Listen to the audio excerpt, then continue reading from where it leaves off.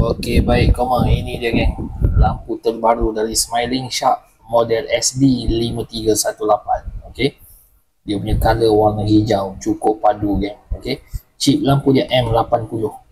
Yang ini boleh zoom 500 meter. Okey, tu dia, body full alloy lah, full alloy aluminium, cukup cantik geng.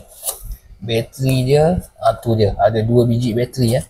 Sebiji bateri 5.5K. Okay, brand Smiling Shark. Okay, complete set, dapat tali, kabel apa semua. Okay, ni dia punya body full mak padu kan, cantik. Okay, cantik dan padu. Alright, cas kabel type C lah, dapat sekali kabel semua. Okay, complete set.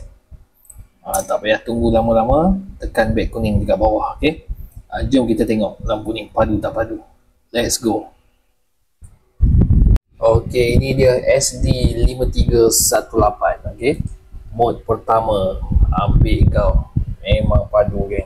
Ni lampu dia. Okey, model yang paling latest. Okey, tu dia, mode pertama, mode kedua, mode ketiga, mode keempat, mode kelima. Okey, lampu ni ada 5 mode ya, 5 mode cahaya, boleh zoom 4 ke 500 meter, cukup padu geng. Okey, brand daripada Smiling Shark ya. Kita boleh kembangkan dia, nampak, kita boleh zoom. Okey, jadi macam biasa, kalau berminat, beg kuning ada dekat bawah, jangan tunggu lama-lama.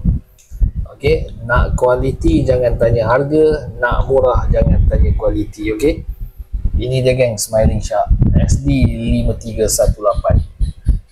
Bye bye, assalamualaikum.